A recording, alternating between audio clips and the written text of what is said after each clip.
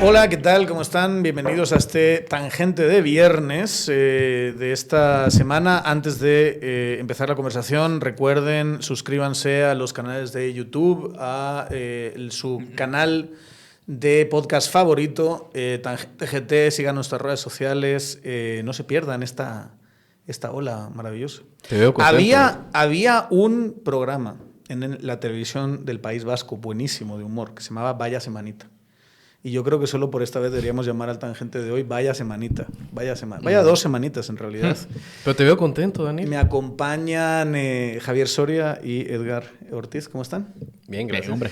Estoy contento. Bueno, no sé, contento es la palabra. Pues te miro sonriente, te miro pues feliz, así como, hay que ser feliz. Como niño gordo en pastelería. Hombre. Qué feo que me lo digas así. Es una metáfora. Es una metáfora. Pero ¿por qué no se la hiciste a él? ¿Por qué me la tenías que hacer a mí esa metáfora? Concretamente esa. Porque estás más contento tú que Edgar. No, mire, a mí me parece que obviamente lo que está pasando se pueden imaginar y no es hacer de menos el dolor y lo terrible que ha sido para estas 2 semanas para mucha gente. Pero se puede imaginar para alguien que se dedica a temas de ciencias sociales, análisis y demás, esta semana ha sido un laboratorio. Extraordinario, ¿verdad? Todo lo que ha pasado. ¿Alguien se esperaba que tuviésemos estos movimientos que hemos tenido y estas reacciones y esta tensión y esto que a estas alturas? Yo no. A ver, sí esperaba yo que si las cosas se hacían de cierta forma, sabiendo que venían a partir del 2 de octubre a la capital, bien organizados, después de haberlo pensado bien, creo que aquí lo hemos hablado también acerca de si el momento era este o qué, pero quiénes somos nosotros para dictar esos tempos de estas organizaciones tan grandes, de tan larga data. Puedes opinar sobre por supuesto, tiempos, ¿verdad? Bueno, eso sí pero se puede hacer. Básicamente digamos que puede haber un debate sobre si el momento de detonar la movilización era esa semana o si se podía hacer después, un poco más pegados a los tiempos en los cuales va a prescribir el proceso electoral y que parece que irremediablemente el TSE tiene que extenderlo, para si tácticamente la presión tenía que ser a la Corte de Constitucionalidad y llamarla que tenga el rol del árbitro último que en este momento está abdicando del mismo. Pero más allá de eso, que la movilización tenía que venir de los que pueden poner cuerpos en la calle en este país, que no son muchos, precisamente son estas organizaciones, la USAC si no estuviera cooptada y poco más, ¿verdad? O sea, el movimiento campesino está bastante desarticulado, necesita este liderazgo para sumarse una parte, tiene su propio problema de legitimidad Codeca, ¿verdad? O sea, cuando lo miras, el capital simbólico versus el capital social que tiene Codeca es muy distinto, por mucho que sea una organización grande de base. ¿Detrás podía venir la clase media? Sí, podía venir la clase media. Ahora, de la forma como ha venido la clase media y con esas estampas bellísimas que nos ha dejado, o sea, Tonelito, la resistencia en la Betania, que de veras, o sea, parece los Dothraki de Daenerys Targaryen, lo que hemos visto de pedidas de matrimonio, esa algarabía que hay, lo masivo, lo que se ha sostenido en el tiempo, aunque ahora ya está flaqueando la parte espontánea. Que era normal, ¿verdad? Claro, que era normal, pero a lo que voy es, no esperaba...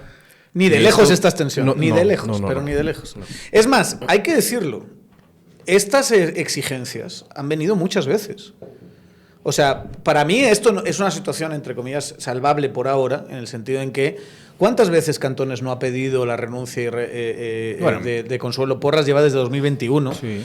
Y también ponen ultimátums y demás y luego pues se retiran estratégicamente. Yo creo que el país hace falta que se libere, que se reabastezca, que la gente está sufriendo mucho, pero la demostración de fuerza de estas 2 semanas es extraordinaria. Y de legitimidad. Yo creo que se puede cuestionar los tiempos. Y se puede cuestionar, obviamente, y se debe cuestionar el tema de los bloqueos, sí, ¿verdad? Lo que pasa, no sé si mi estimado amigo liberal, ex-libertario es liberal, ¿cómo te definimos? O cómo nos definimos, ¿verdad? Pero tú y yo que somos liberales, de verdad, no estos fulanos que dicen ser liberales y no lo son. A mí hay una cosa que creo que hay que aclarar desde ya. Esa idea de plantear los debates alrededor de los bloqueos de una manera absoluta es una estupidez que no tiene ningún sustento desde ninguna de las corrientes ideológicas que podamos y filosóficas y demás que podamos plantear. ¿Por qué? El liberalismo tiene libros enteros justificando el regicidio, justificando el levantamiento armado, justificando... Juan de Mariana, por ejemplo. Vamos, no me puedes traer... Te encanta, ¿verdad? No me puedes traer, digamos, una camiseta de V de Vendetta, que es básicamente un terrorista libertario, digamos, contra una dictadura totalitaria, y decirme que los bloqueos no están justificados en ninguna circunstancia. Por supuesto que los bloqueos están justificados en circunstancias. La pregunta es si están justificados en esta circunstancia, que me parece que ahí sí hay un debate bastante fuerte, y si son estratégicamente lo más conveniente. Pero exacto, que tú puedes levantarte en armas contra una fuerza política tirana y que está, no solo la Constitución lo contempla, sino que está llenísimo de reflexiones ideológicas, filosóficas, intelectuales, plantearlo como si fuese un absoluto y que nunca en ninguna circunstancia... Puedes levantarte en armas, pero bloquear la carretera no. Hombre. No jodas, hombre. Por favor.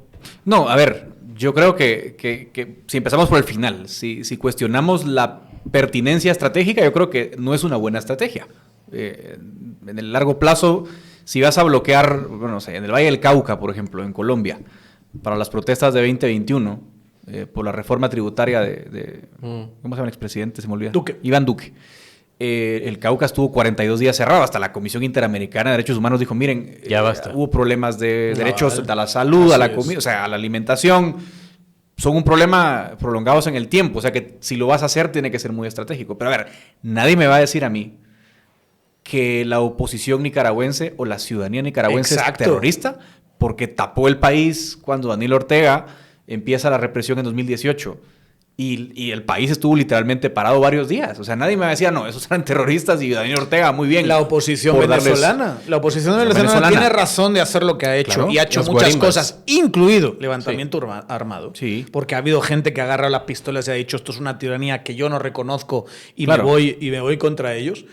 Y decir que eso es ilegítimo en cualquier circunstancia, me vas a decir. Pero ese es el punto. O sea, es que no es así. No se puede afirmar categóricamente, jamás se puede tapar una ruta. No, ¿me gusta? No, claro que no me gusta. O sea, ¿a quién le va a gustar que le tapen la ruta? A mí el levantamiento armado tampoco. No. Lo que estamos diciendo es, en este contexto desde la filosofía política, por supuesto que hay un debate donde podría estar justificado. Además te hablan de que todos los derechos tienen la misma jerarquía y eso no es cierto. Edgar tuvo una conversación que yo invito a consultar con Gabriel Orellana y con Eduardo Mayor, a la parte que estás promocionando otros podcasts en este santísimo podcast. Pues yo como hay un miembro, se vale. yo creo además que hay que ser generosos. La verdad es que vale la pena cuando está muy Orellana bueno. desarrolla la parte de la jerarquía de derechos. Y la otra es chirría, especialmente cuando tú miras en esta sociedad un montón de personas que durante un tiempo han convivido y han decidido hacer ojos ciegos de temas, por ejemplo, corrupción. Ese es el tema principal. Y te dicen, ¿pero qué le vamos a hacer? Hay que seguir viviendo, hay que trabajar con este gobierno, hay que apoyar la institucionalidad. Y de repente se vuelven una cuestión principista. O sea, esto no es una cuestión de que siempre han sido kantianos y en un subidealismo en el cual siempre hay que hacer lo correcto y nunca hay que bloquear la vía porque siempre hacemos nosotros lo correcto. Esta gente ha hecho negocios con corruptos, ha participado en la corrupción y de repente se ponen con esto absolutistas. Sí, claro. O sea, se ponen como que fueran... Porque ese es un posicionamiento moral... kantiano puro. Donde tú eres a mí un tontín me dijo en Twitter, eres una moral, digamos, por no condenar así a lo bestia, estas cosas, generando estos matices que vamos a tratar el día de hoy, porque no estás totalmente en contra de forma absoluta con los... Sí, y tú, y cuántas otras cosas pasan en este país que dañan a la población, que generan consecuencias horrorosas, digamos, a los más vulnerables, esas te pelan. Pero cuando, digamos, hay una serie de movimientos que podemos decir que no están justificados o que no son estratégicos, eso es totalmente digamos, legítimo. La pregunta que yo les haría mucho a esa gente es, si se llega a concretar un golpe de Estado, es decir, si se bajan a Arévalo y ponen a Conde, por ejemplo, ahí sí nos podemos mover. Es que claro, ahí sí es algo que decir, no podemos aceptar, por mucho que la CC le ponga un sello, tenemos que quedarnos callados cuando claramente nos han robado la democracia de este país. Yo diría que no, yo creo que ahí es donde se justifica totalmente. Claro. Estamos cerca, por tanto. está bastante cerca a esto. Entonces, a lo mejor puedes decir, los cantones se adelantaron, los cantones no está del todo justificado. Hay otras vías institucionales que, por cierto, se le están negando constantemente. Sí. Digamos que no hace nada el MP, no hace nada el presidente, no hace nada la ACC. Se pueden, tener la conversación por dónde estamos parados, pero me van a decir que en enero a lo mejor no es lo que toca hacer. Venga, hombre. Es que ese es el punto. Yo creo que los matices aquí son importantes, ¿no? Y la justificación moral y legal de una movilización, un bloqueo, tienen que ser caso por caso. Ahora, yo creo que es bastante debatible si era lo más inteligente, si era lo más conveniente. Si era lo más legítimo también. O si era legítimo. Yo creo que lo que está pasando acá es que... A ver, ¿no les parece que era legítimo y justificado? O sea, yo estoy de acuerdo en la parte donde estratégicamente hay una valoración que hacer y creo que vino unas semanas antes, o meses incluso. Bueno, sí, pero... o sea... Esta gente tiene una lectura política clara. O sea, sí. El momento es la peor crisis que hemos pasado desde el 85. Ya rebasó la del 93. Y lo voy a justificar por qué. O sea, en ese momento había una élite económica, económico-política muchísimo más clara que la que hay en este momento. El miedo que tienen en el cuerpo en este momento, porque también ya podrían haber ayudado a poner la puntilla en ese momento si esta élite está del lado abrumador donde está la mayoría de la población y es simplemente, esta señora es inviable. Y se esconden en legalismos de, es que no va a renunciar. Bueno, eso no quiere decir que no puedes tener la petición de renuncia. Es que legalmente no hay mecanismo para destituirla. Estamos hablando de pedir una renuncia. ¿Dónde diablos eso no se puede hacer? Pero, por ejemplo, algunos interesados plantearon una inconstitucionalidad contra el artículo que prohíbe sacar a la fiscal. Yo creo que es inconstitucional en los términos en que está, porque sí había una razón legítima de protegerla. De proteger al fiscal general, y la hay. Sí. Y la hay. Pese a que sea Consuelo quien sea. Y es un estándar internacional. No se puede decir... el otro día. Exacto. No se puede decir, ay, no, al fiscal que no estudia nadie. No, obvio que no. Pero quizás el estándar de solo con sentencia penal condenatoria es demasiado alto. No compensa otro principio que es la rendición de cuentas. Sí. Porque un fiscal puede perfectamente no cometer un delito, pero no ser adecuado al puesto, bueno, como creo que es evidente hoy. Bueno, entonces esa vía institucional, por ejemplo, no se había agotado. No se había agotado y primero fuiste al bloqueo y luego esa vía. Entonces, yo creo que todavía te quedan pruebas de fuego institucionales en la Corte previo a agotar la vía institucional. O sea, yo creo que todavía no era un buen momento, un momento justificado para bloquear, creo yo.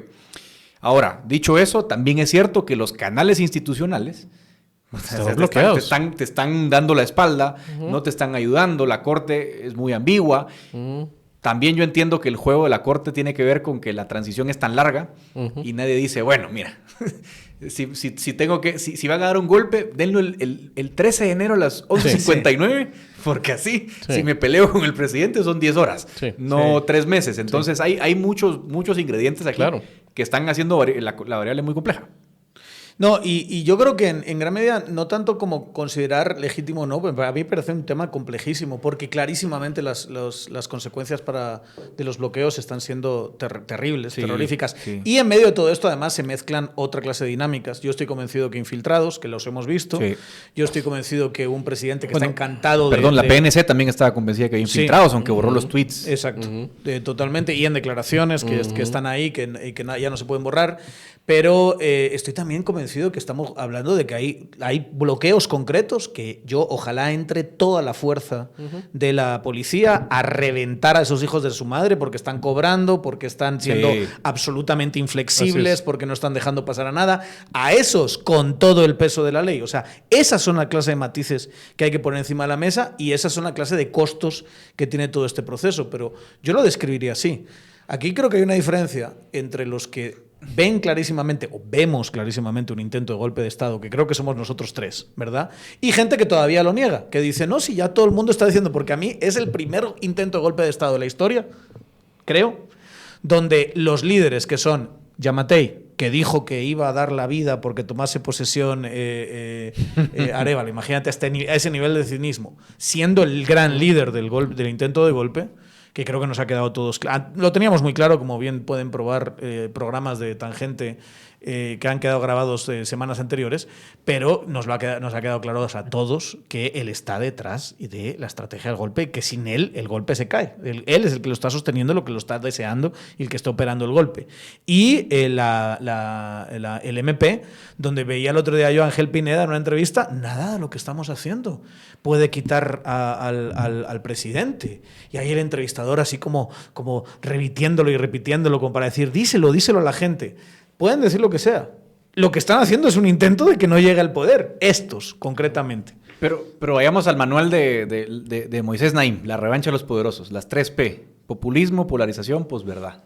Claro, aquí es un populismo impopular, porque la estrategia populista de ellos contra nosotros no funciona mucho, porque hasta creo que Nicolás Maduro es más popular que Yamatei. Bastante más. Entonces, bueno, no funciona mucho, pero la estrategia está ahí. Polarización, clarísimamente. La estrategia es desgaste, attrition. Que se quemen, que se desespere la gente, porque es normal que la gente se canse con esto. Y pues, ¿verdad? No, si aquí no hay golpe de Estado, ¿no? Pues aquí esto está magnífico. Esto es Dinamarca, no, hombre, Suecia. Si no hay y nada, lo que viene ahora. Pasar, ¿Qué va a y pasar? lo que viene ahora para decir fraude, que eso es lo que vamos a ver en unos días. No es que hubiera golpe de Estado, es que hay fraude, porque fíjese que el software que no tiene ni miércoles que exactamente con el resultado oficial. Entonces, miren, no es golpe de Estado. Lo que pasa es que el 25 de junio, no sé qué, y te vas a imaginar, Soros metió un enter y bueno, entonces pero esa es la además, posverdad. Imagínate manual con los genios que tenemos en la FESI, el caso lo bien sustentado que va a estar. Va a ser una cosa, pero va a ser algo grotesco. Y ahí es donde ¿No te parece técnico Curruchiche? No me parece. No te parece muy técnico. No es muy técnico Curruchiche. Pero lo mejor es que va a estar bajo reserva, o sea que también, también nadie va a saber. No te lo puedo decir porque lo sé, pero hay fraude. Anula las elecciones. No, hombre, tampoco.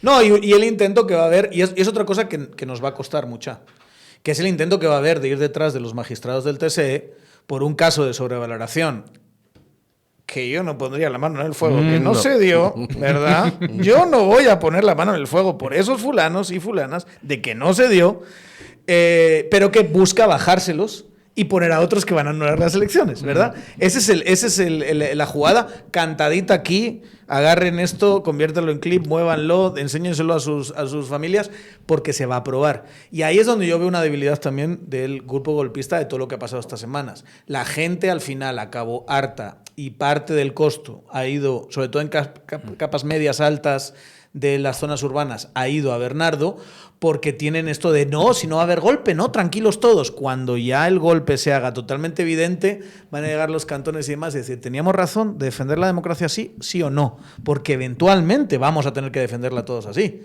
Porque eventualmente van a querer ponernos a... Es que yo creo que ni se van a poner de acuerdo en qué van a poner. Es que imagínate, no, Conde, no, Alan, no. Mira, mejor yo.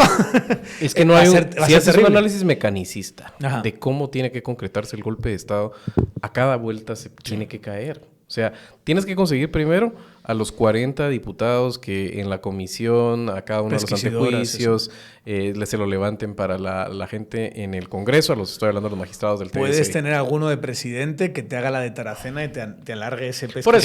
Por eso, pero vamos la ruta. ¿Verdad? Son timeline. Después tienes que tener 107 votos que no han tenido ni para poner otra vez cortes. No están teniendo ni siquiera para... Ni para robarse la concesión petrolera, extendiendo el tema de las concesiones a 25 años discrecionalmente para Perenco. Ni siquiera para eso se han puesto porque no saben quién se robó la plata y hasta que no aparezca quién se robó la plata, yo quiero mis 300,000 que dicen que pagaron por voto. No, ahora te doy 150. No, pero entonces alguien se quedó con mis 300. Ni para eso se han puesto de acuerdo. Entonces, la capacidad de la gente que ha tenido en otros momentos de empujar a distritales, yo creo que es importante. Entonces, tampoco me vas a decir que están todos los distritales en esos 107 van a estar. O sea, es difícil. Alguien me decía, no, pueden conseguir los 107. Lo que pasa es que viajan mucho estas épocas. Entonces eso es lo complicado. Y digo yo, a ver, vamos a ubicarnos.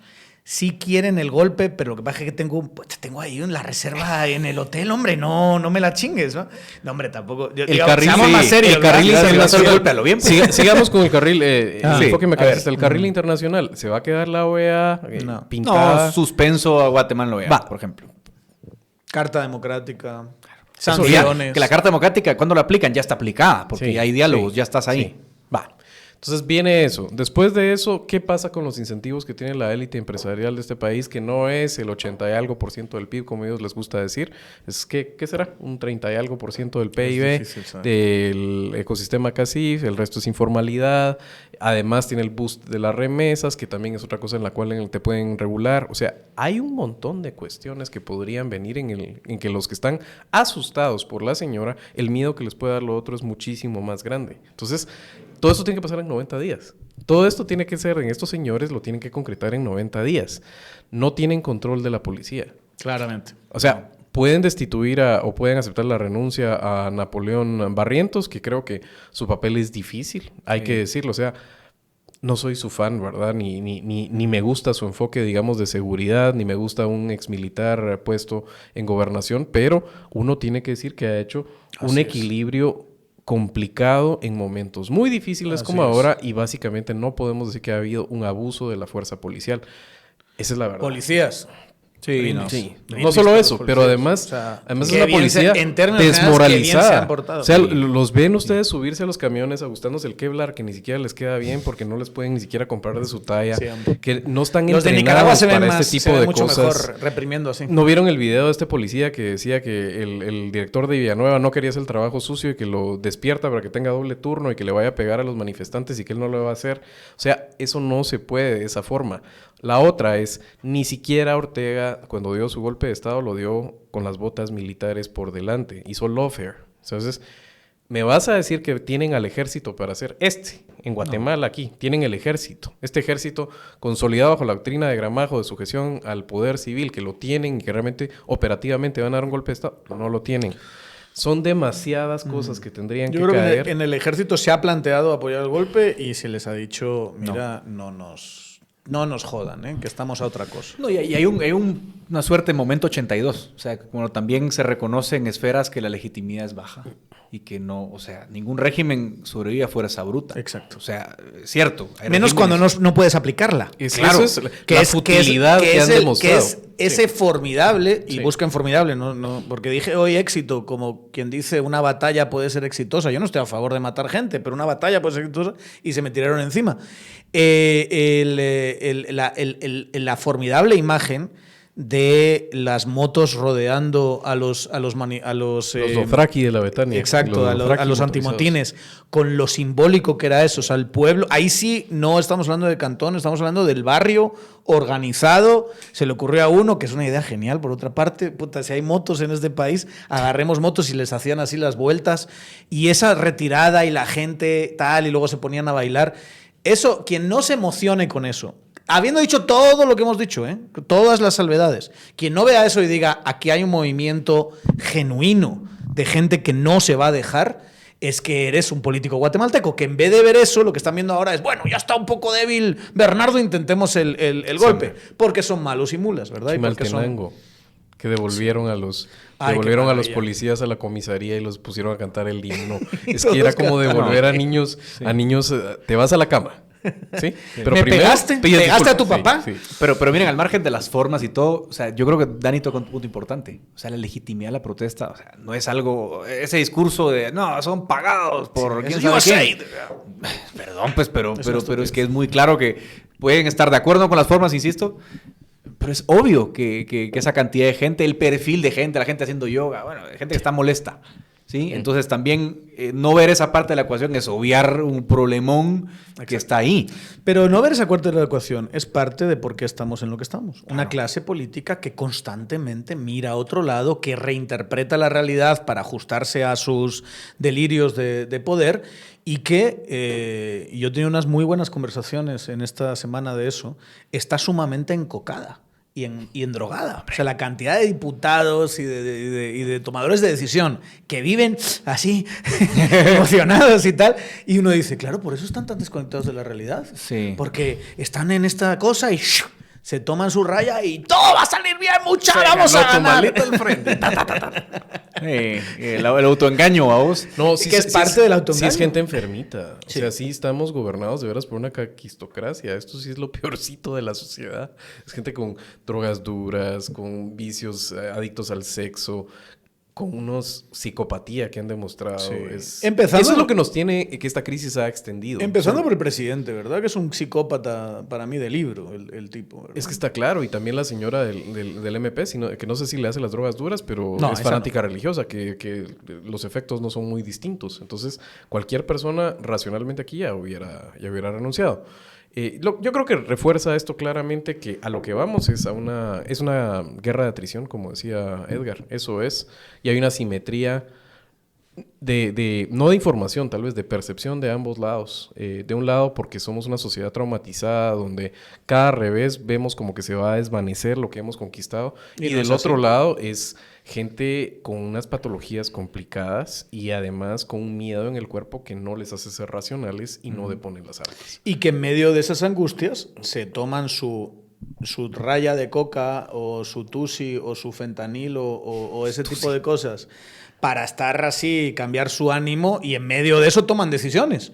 O bolos, mucha, la cantidad de decisiones en este país que toman élites jurídicas, por ejemplo, que tienen un problema de alcoholismo estructural, es impresionante. Entonces ahí te enteras. Yo creo que este no es un tema menor, mucha, se la goza de Carlos, verdad. de- No es un tema menor.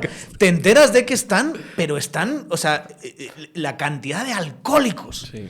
que están arriba diciendo, bueno, ¿qué hacemos contra estos hijos de la gran comunistas de mierda y tal? Es brutal. Y yo creo que eso es lo que estamos viviendo, pero da igual cuánta droga te tomes. Al final la realidad sociológica está ahí y tienes que abordarla, y alguien tiene que ser responsable en todo esto. Yo creo que los responsables, los adultos en la habitación, lo dijimos la semana pasada aquí con Lionel Torriello y lo volvemos a repetir hoy, son los magistrados de la CC. Son los magistrados que tienen que decir en algún momento, ya dejarse de sus líos, de sus acuerdos, de sus vínculos de amistad y demás con todo, con Consuelo Porras, con la gente del MP, con el mismo presidente, y decir, ya mucha, esto es un delirio y vamos a acabar todos muy mal, y no podemos seguir forzando la máquina, cuando además lo más conveniente para la élite política tradicional es otra clase de estrategia hacia el gobierno de semilla. Es otra clase de estrategia mucho más inteligente. Sí. No esta cosa de dar un golpe de Estado, ¿verdad? Y de impedir que él asuma, sino más bien, que Bernardo asuma, sino más bien hacer una oposición mucho más inteligente. Muy cabrona, digamos, muy sí, incluso estratégica. Puede ser, estratégica con mala fe, si quieres, claro, incluso. Sí. Pero estratégica, no esta cosa. No, es burdo. Pero miren, y también hay un elemento ahí de... Yo no sé, ninguna sociedad puede existir, ninguna comunidad política sin un mínimo de virtud cívica. Y entonces ahí también yo pregunto cómo quieren ser recordados en la historia. O sea, la corte del 93 todos le recordamos hoy con una altura. La corte de Epaminondas González Dubón, luego asesinado años más tarde. La corte de Jorge Mario García La Guardia, la corte de Rodolfo Rohrmoser. O quiere ser recordado como la corte del 2003. La corte que le dice sí a un Efraín Ríos Montt. Sí, hay que ponerle también nombre y apellido, Ruiz Wong. Ruiz Wong, de Saúl Diguero, Cipriano. compañía, ¿no? Cipriano Soto. O sea, querés ser recordado como, como la peor. magistratura. Y esto sería muchísimo. Y esto es peor, claro. Sí, 1000 veces. Es como la corte alternativa del 93, la que no hubiera hecho nada. Sí. Entonces, no sé, hay que apelar un poco a ese sentimiento, a esa virtud. Yo voy a extender un poco lo que decís de la virtud cívica y también a las élites de este país, especialmente la económica. No es la única que está en el debe, pero insisto, mi argumento para decir que esta crisis es peor a la del 93, que era un golpe dado, digamos, no consolidó, pero era un golpe dado, es que en ese momento sí había cierta visión de Estado en algunos estamentos de esa élite económica, y institucionalmente se llama CACIF. Perdón, señores, pero tienen que escoger en este momento realmente qué país quieren seguir haciendo negocios, qué país y le van a dejar a sus hijos para que sigan con las empresas. Yo sé que tienen miedo en el cuerpo muchos de ustedes, pero eso que estamos hablando en este momento de responsabilidad y de estar a la altura de la historia también pasa por ustedes. Sí. ¿Cómo es que con esas boquitas de cereza no pueden abrirlas para pedirle la renuncia a Consuelo Porras? O sea, pónganse los pantaloncitos, pónganse las faldas y hagan lo que tienen que hacer. Faldas son menos, por cierto, ¿verdad? Porque también tienen un problema ahí estructural. Ustedes, donde son un círculo endogámico, donde son unas cámaras que vienen a ser más democráticas y donde hay unos señorones que son los que tienen miedo en el cuerpo y los demás no se atreven, como los ratoncitos de la historia de Mausland, a ponerle el cascabel al gato. Y hay otra cosa, hay un miedo que es miedo pues a las consecuencias de un gobierno que ahora están viendo como radical porque le están echando la culpa a Bernardo. de lo que está pasando, etcétera, etcétera. Pero hay otro miedo que todos sabemos, que es un miedo a casos. Entonces, si tienen miedo a casos concretos, que sepan que esos casos no van a desaparecer, porque Consuelo Porras ahora les tenga agarrados de ahí, y ni Consuelo Porras se los va a solucionar, porque si se soluciona, entonces los deja libres y no van a poder hacerle caso. Entonces, realmente sí es mucha irracionalidad tener miedo de un caso concreto, un caso que eventualmente puede volver a alguien cuando cambie la correlación de fuerzas y cambie el MP, que va a cambiar eventualmente, ¿verdad? No digo, o sea, lo más lógico es que cambie en 2026, pero imagínense que es 2030, ¿verdad? Pero eventualmente cambia.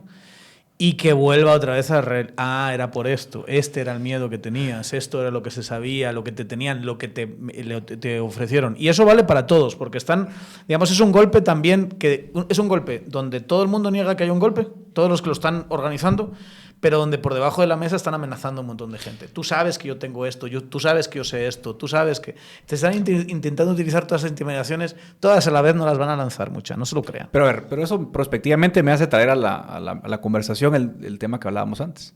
O sea, también, ¿qué vas a hacer prospectivamente? Estás en un enredo jurídico, tenés casos... A ver, también hablemos de casos como los de los operadores de justicia que están en prisión, que tienen N casos... o están exiliados, digamos. Están exiliados, casos que puedas tener a fiscal, probablemente infundados muchos, porque hemos visto que la fiscalía no tiene mucho filtro y los jueces miran por otro lado. Entonces, la pregunta es qué escenario de salida se le ve. Se ha hablado de justicia transicional, sí, por ejemplo. Y yo pregunto también si no es como el momento procesal oportuno de acuerdo, para empezar a traer a la mesa una conversación de justicia transicional y una conversación de reforma judicial. Miren, la explicación estándar de cortes independientes en la literatura es la teoría del seguro político. Yo no sé qué fuerza va a gobernar en 2, 3 años o 4. Entonces me conviene que haya un tercero imparcial que me proteja a mí, que me blinde a mí de que una fuerza política contraria esté en el poder. Entonces la pregunta hoy es, ok, si alcanzamos el punto no retorno y estamos jodidos, ¿por qué no hablar de eso? No hay que hablarlo. Nosotros no, digo, sino no hay que hablarlo. Bernardo, y lo bueno es que Bernardo eso lo dijo aquí en este programa, ¿verdad? Por eso lo recuerdo, ¿sí? Por eso, yo creo que, bueno, en Tangente lo hemos hablado en algún momento, especialmente en los lives, hemos hablado de que llega a esta sociedad un momento donde tiene que hacer un proceso transicional en el cual los jugadores, bajo las reglas laxas, tácitas anteriores y que sacaron réditos y que uno puede considerar espurios, tiene que haber un proceso en el cual se sepa, pero tiene que haber paz en esos cuerpos y no podemos meter a absolutamente todos a la cárcel. Es impopular lo que estoy diciendo, no tiene que en este momento tal vez dominar el debate público porque no tenemos la capacidad de mediar ideas como estas complejas que pueden desmoralizar el tambor batiente que se necesita en este momento del apoyo ciudadano, pero creo que si hacemos un resumen de la plática que hemos tenido, parte de lo que habría que hacer es...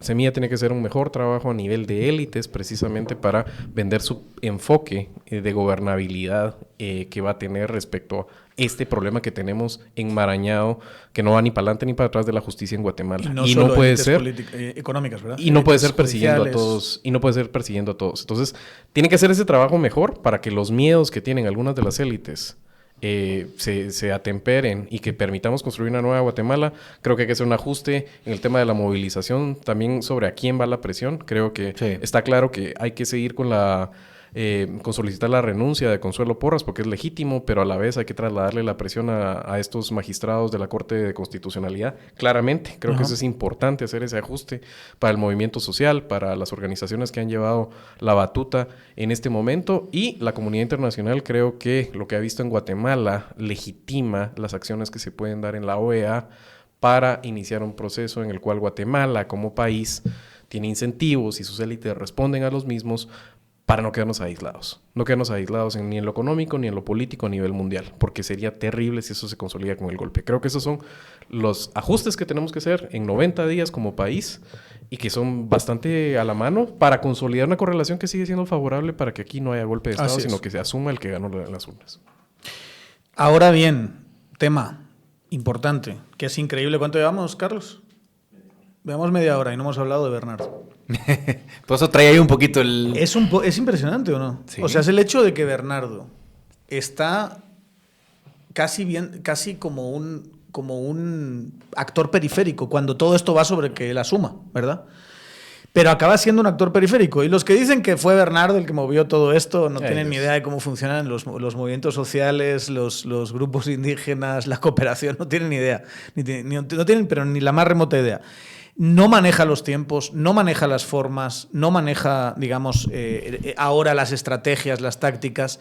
Bernardo al final acaba siendo jugando un papel muy periférico. Sí. El tema es si Bernardo no se ha equivocado volviéndose aún más periférico aún de lo que la realidad de que no controla, digamos, y que no es el jefe y no es la autoridad para los grupos convocantes, ni siquiera para los grupos que se adhirieron, ¿verdad? Porque a todo esto, el grupo convocante tapó 40 puntos el lunes y en el pico estuvo en 170 una semana después. Sí. O sea, hay 130 grupos que no son y bloqueos que no tienen nada que ver. Es un tema que vale la pena, lo que estabas hablando, para entenderlo. O sea, hay unos grupos que son autoridades ancestrales y grupos de pueblos originarios que se organizaron y hicieron los bloqueos iniciales. Y esa gente está bien organizada. Y esa gente tiene una claridad política en la cual no va a ahogar a las comunidades con insumos básicos, en los cuales han hecho aperturas controladas de sus bloqueos. Pero el resto, y que ahora son los mayoritarios que se están desinflando el día de hoy que estamos grabando este podcast y se van a terminar de desinflar los espontáneos, más algunos espurios por ahí listos que quieren hacer negocio cobrando peajes, más Codeca en el área de la Boca Costa, que otra vez esas personas lo que adolecen es de claridad política y precisamente está amarrado a que aquí se han abusado el recurso de los bloqueos. Creo que en ese caso tenemos que achacárselo históricamente a la dirigencia del movimiento campesino, porque es un asunto que los ha aislado, está medido, digamos, incluso en encuestas de que no son populares los bloqueos, no logran los objetivos y perdés además encuestas de verdad, ¿va? Yo diría que en este momento no fue. En este momento no fue. No formularios de Google. Yo diría que en estos bloqueos, más allá de lo que estamos hablando de las valoraciones tácticas, sí están justificados, aunque siguen siendo incómodos, siguen siendo difíciles e indeseables. Pero creo que por ahí va el tema de bloqueos para terminar de redondear y que la gente entienda que no hay... Primero, no es Semilla. Semilla no tiene ni la capacidad en este momento porque los tienen distraídos de poder armar gobierno, menos de estar paralizando un país. Se requiere de un montón de logística y una organización profunda. Y lo otro es que el bloque que está bien organizado inicial son como 40 puntos en el país, más o menos, redondeando. Y el resto... son otras personas. Pero solo mira dónde... A ver, solo miremos el Congreso de la elección de primera vuelta. O sea, solo por evidencia dura. Donde gana Semilla. 50% de los votos en Guatemala. Sí.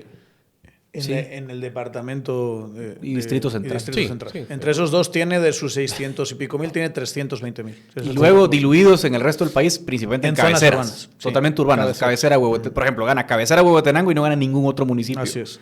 Gana en Zacatepec, que es otro gran tanto de votos, y el resto nada. O sea, y la movilización en las regiones en las que vemos son zonas donde ellos ni siquiera tienen presencia. Yo creo que es un dato duro que no hay que dejar de lado. Bueno, pero ahí es donde viene la conspiración internacional, que la habrán visto en algunos chats, ¿verdad? No. Aquí esto es USA, Samantha Power ahí. La foto con Samantha ahí mandó... No. Mira, si tenían esa facultad, ¿por qué no lo hicieron antes? ¿Por qué esperaron para hacerlo ahora, verdad? Tantas veces que se ha necesitado esa clase de... Y los que conocen de esto, aunque lo quisieran hacer, ¿verdad? O sea, esos fondos vendrían en 8 meses, con suerte. Porque los mecanismos de esa burocracia... Pero a mí me hace gracia que le encuentren además a cantones así como un proyectito que estaba por ahí, que no sé qué. Pues ya, de los de G-Sport. Venga, a ver cuánto le ha dado USAID a G-Sport, cuánto le ha dado al CACIF, cuánto le ha dado a la CIG, cuánto le ha dado a... ¿Qué empresas hacen su responsabilidad social empresas empresarial con tienen los fondos también esa clase de cosas? Y me dices que cuál es la gran conspiración internacional, ¿verdad? Pero vuelvo a lo mismo, que me lo están intentando evitar. ¿Cuál ha sido el papel y la estrategia de Bernardo? Ninguna. O sea, yo lo que veo con Bernardo es ausencia total. Yo creo que él se equivoca. Mira... Yo no soy experto en comunicación política, pero a ver, algo sí creo que es claro en comunicación. No puedes ser contradictorio.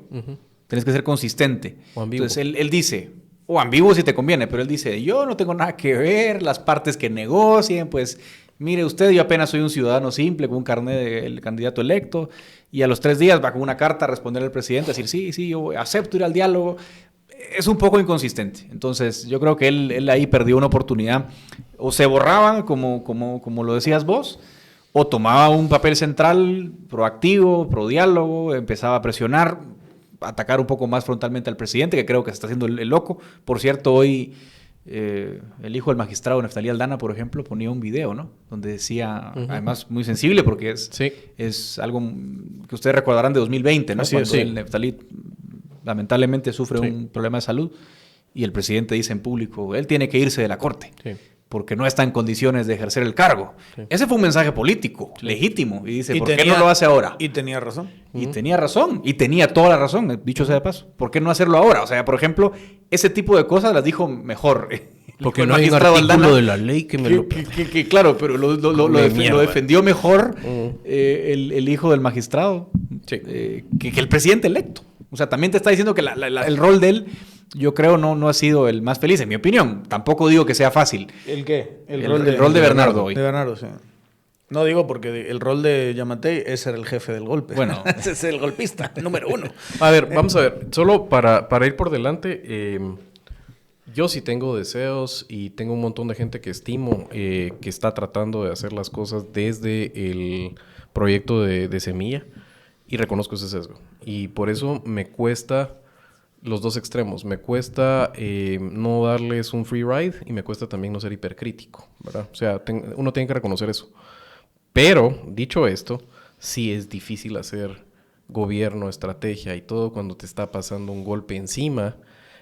Además de que llegaste no porque hiciste un trabajo sostenible, denodado, de crecimiento del proyecto y consolidación, sino que se dieron un montón de factores por los cuales terminaste ganando en las urnas. Entonces, no quiero ser hipercrítico con lo que ellos están haciendo porque la papeleta no es sencilla. Y la decisión de cómo abordar esta crisis también era compleja porque rompe y rasga de los dos lados. O sea, ibas a tener un costo en capital político si asumías el liderazgo de la parte de la gente que sufría más con los bloqueos o que ideológicamente es más rígida con el tema de bloqueos. Y del otro lado, eres el presidente electo y en la imaginación de muchas personas ya eres el presidente. Entonces también si se te ve débil, también empieza a pensar qué fregados está pasando. Creo que lo que dice Edgar da en el clavo en el sentido que la posición no se terminó de entender. Entonces no maximizaste escogiendo tus opciones de qué lado rasgaba y rompía menos. Porque sí la papeleta era difícil. Dicho esto... sí hay un debe, sobre todo en comunicación, creo que hemos sentido desde que ganó el 20 de agosto, que por cierto, también la campaña estuvo muy fácil, porque los que le hicieron la campaña prácticamente eran los que lo estaban atacando desde la misma institucionalidad, ¿verdad? Entonces era fácil en ese caso, era muy binario quién era el bueno y quién era el malo. Ahora hay un montón de matices más, pero sí se necesita primero análisis, después estrategia, y esa estrategia hay que vaciarla en comunicación. Tiene que tener un rol en el cual tiene que acercarse a la población y todo el tiempo decirle, estos son los buenos, estos son los malos, y mi posición es esta. Y tiene que quedar prístinamente claro. Entonces, esas entrevistas que se dieron al día siguiente, donde no se entendía realmente si iba o no a estar con la OEA, que sí fue una reunión, y después, días después, cuando ya estaban hechas las reuniones, si se iba a estar o no en esa reunión y en qué calidad, a nosotros que estamos hiperconectados, que somos analistas, nos costó entenderla y tuvimos que, ¿qué quiso decir? ¿Va a estar, no va a estar? Eran las 3 de la tarde y no sabíamos si Bernardo iba a estar en esa reunión y al final lo estuvo. Entonces, sí hay una cosa ahí que tienen que hacer ajustes inmediatamente, porque a pesar de que todo lo que suceda en la transición desde el gobierno se puede recuperar, no quieres entrar debilitado. Pero a ver, perdón, vas a gobernar.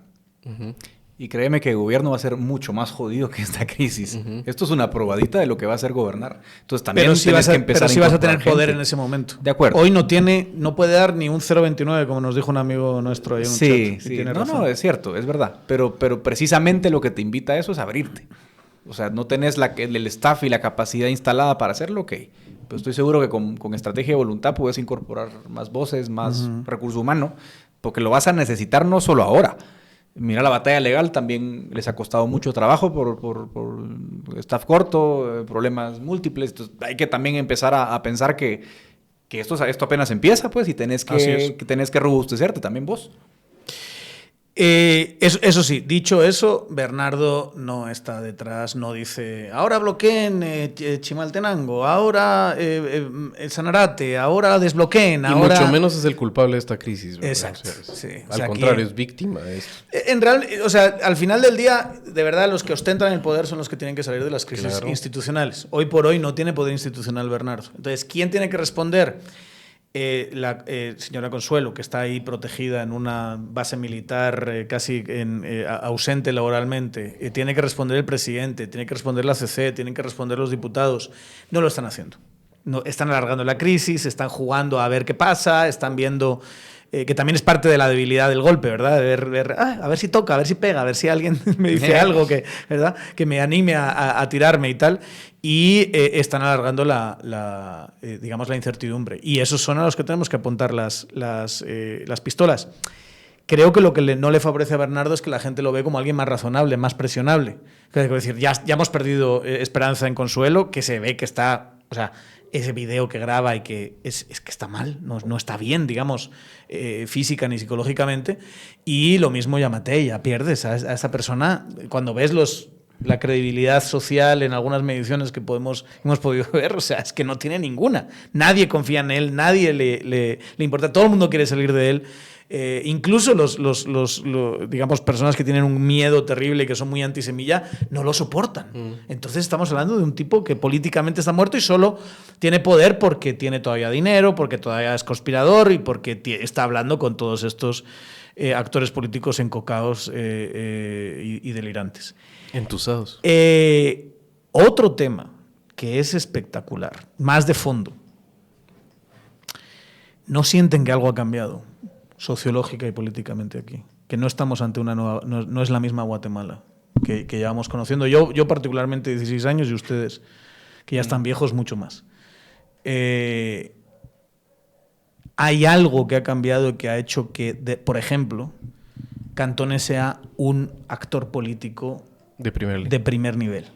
Ayer había 50.000 personas solo en el live de Cantones viendo qué iban a decir, pendientes de cuál va a ser la declaración. No del presidente, de Cantones, ¿verdad?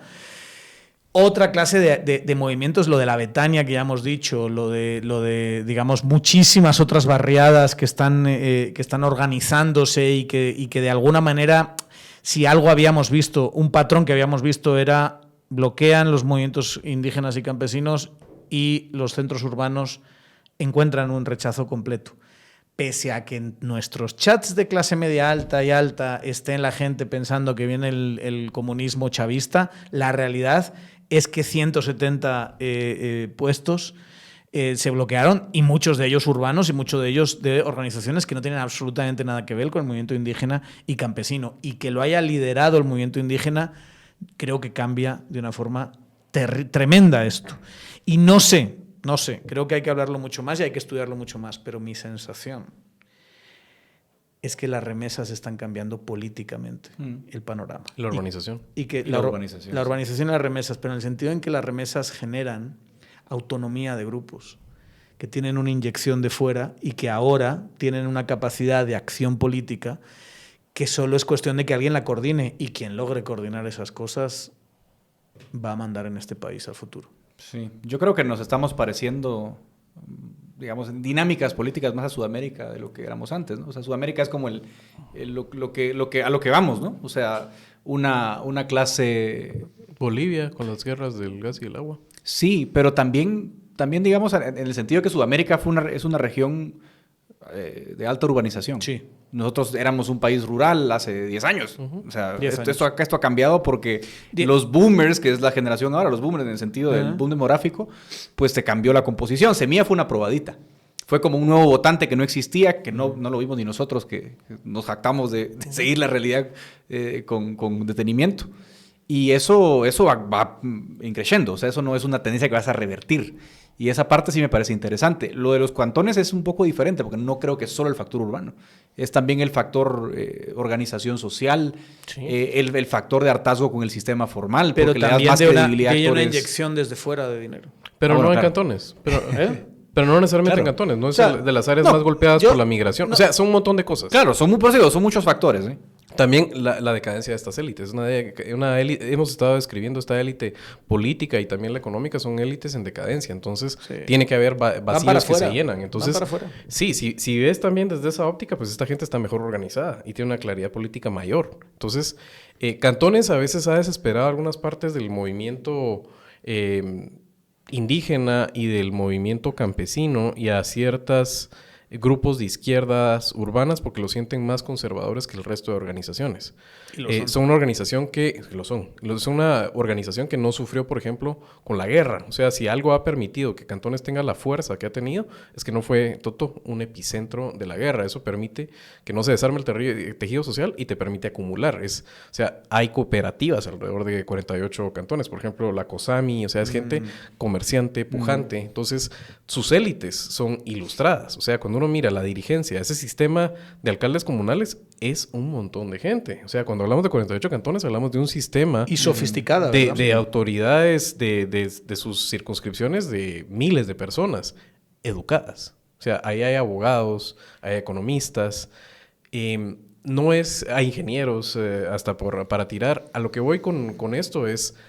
Tenía también que suceder eventualmente que estas élites que tienen un poder y un poder que lo mantienen por privilegios, por reglas de juego, eventualmente con su decadencia abren estas brechas. Y le sumas los trends económicos, sociales inevitables que hay, que trae la urbanización, la forma como compartimos ahora comunicación. Lo de las remesas estoy de acuerdo que tiene que tener un efecto, pero ahí hay mucho todavía que darle forma para que sea una idea político. Pero es una hipótesis, y sin duda tiene que ver. Interesante, ¿sí? Sí, y sin duda tiene que ver.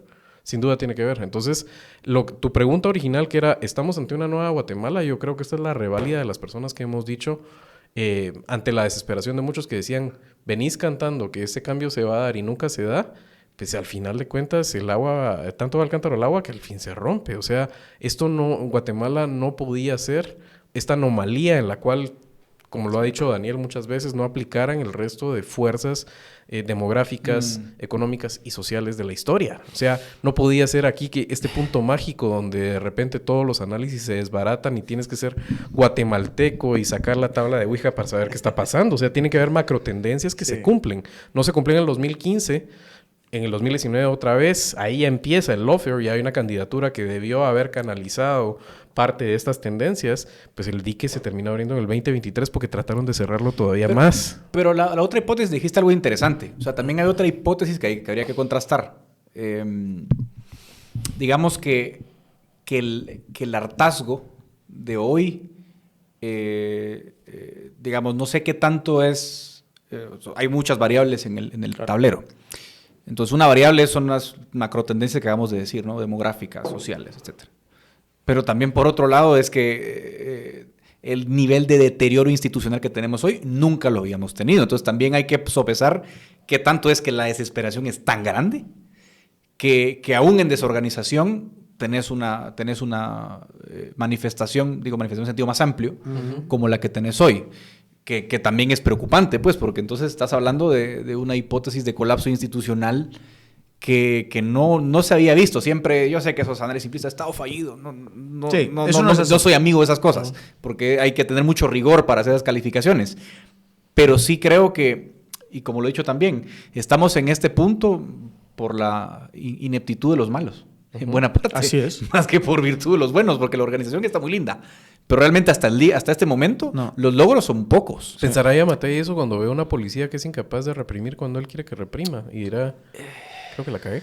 Yo siento que estamos hablando de alguien que piensa en términos tan egoístas, tan crueles, tan conspiradores, que no creo que tenga esa capacidad empática, ¿verdad? Yo creo que estamos hablando de la peor persona que ha ocupado la presidencia, por lo menos en la democracia. Para mí. Sin duda. Es terrible. Estamos hablando de una persona terrorífica. No podemos ser uno.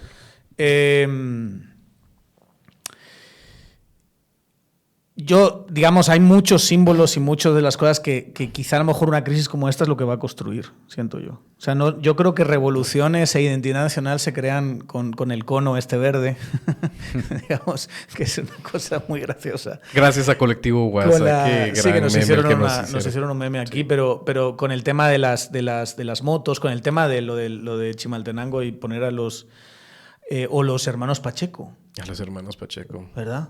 Somos poquitos. Somos poquitos y esa cantidad de gente y demás.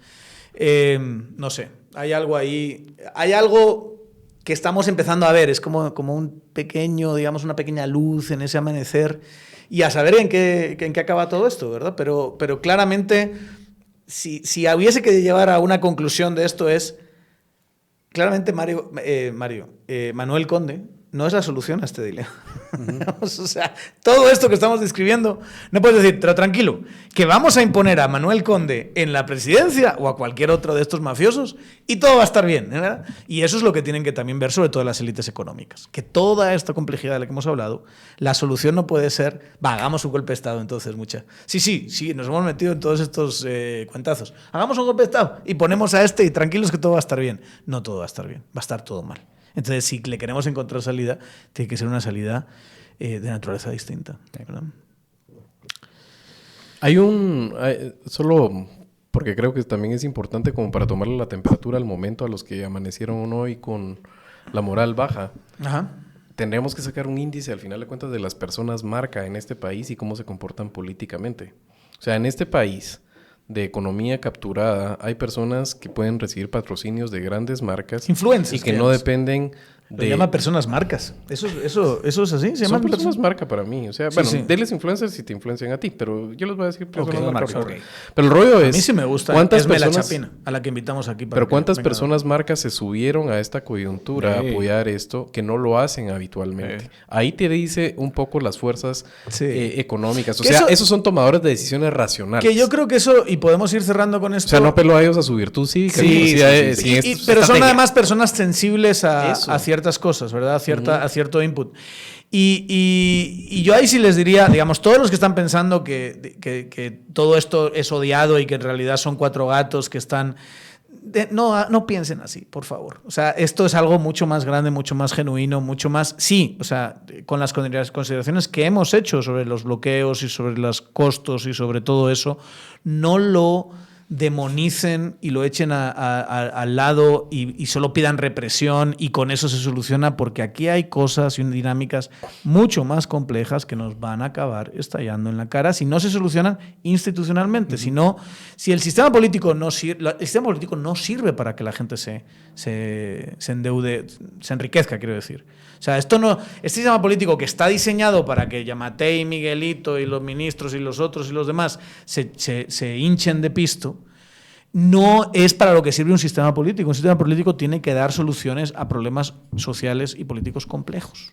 Si no lo hace, estalla por algún lado. Y esto que estamos viendo son estallidos de eso, consecuencia de eso. No lo molaricen, no. Es que son unos vagos que no hacen nada, no como yo, que soy súper productivo. Normalmente dicho por personas muy poco productivas, ¿verdad? No lo miremos así. Lo tenemos que mirar desde una complejidad mayor. Y si ha habido esta clase de movimiento y esta clase de movimientos masivos en distintos sitios y generalizados, es porque esto es mucho más popular de lo que sus chats de WhatsApp del colegio y de las mamás del colegio que llevan desesperadas porque no ha venido la muchacha en 6 días y los niños están recibiendo clases online, nos están diciendo, ¿verdad? Seamos un poquito conscientes, echemos un vistazo hacia atrás y porque si no van a desaparecer ustedes, nosotros no, nosotros vamos bien, pero ustedes van a desaparecer como élite, van a acabar en la irrelevancia. En la periferia, completamente. Eso a la nueva Guatemala que en las próximas décadas va a surgir y que nadie está diciendo que sea algo bueno. Puede surgir algo horroroso de todo esto. Digamos, puede ser una pesadilla populista de nuestro Bukele Chapín o de Bukele mismo que nos viene a conquistar o lo que sea. Pero hoy por hoy estamos viendo dinámicas políticas que no habíamos visto. Jamás. Estamos. Qué gusto tenerlos aquí. Aunque Edgar sea abogado. Es un gusto a pesar de todo. Tenerlo de esa manera. ¿Te gustó el de ayer de abogados? Me encantó. ¿No lo viste? Sí, estaba... ¿Pusiste cara de no haberlo visto? No, estaba Alex Balcells y Alfredo, hombre. ¿Y sí lo escuchaste? Escuché la mitad. Ok. ¿Y sí estás de acuerdo con sus posturas? Sí. Porque hablaron también de tu amparo. De mi amparo, sí. Alex es muy didáctico y ayer lo oí especialmente lúcido. Alex es un gran comentarista, creo yo. Estamos acostumbrados a verlos en el circuito ahí pasar y ayer me gustó verlo mucho y pues Alfredo es de los jóvenes ahí que Viene abriendo brecha cabal para tomar el testigo de esas vacas sagradas. Ni los tres que estamos aquí, ni Alfredo, somos jóvenes. Ya dejemos esa idea. Dejemos esa idea. Abajo de 40. Lo dijo el más viejo, ¿verdad? Sí. Pues está ahí. Lo dice el más viejo. Sí. Pero vamos, yo llevo sin ser joven desde hace muchos años. Empezando por la edad que tiene este. Que yo lo miro joven todavía. Se las lleva de joven, pero este tampoco es... Todavía Sí, ya empieza de zorro plateado, ¿verdad? Bueno, qué gusto haberlos tenido. Ustedes, recuerden, sigan nuestras cuentas en YouTube, en Spotify, estamos en todas, ¿verdad? Estamos en todas, sí. ¿No? De plataformas. Apple Podcasts, Facebook, lo que quieran. Todo, lo que quieran. Síganos en nuestras redes sociales, Tangente GT, denle a notificación para que cada vez que subamos algo les avise y nos vemos la próxima semana, a la siguiente. Chao.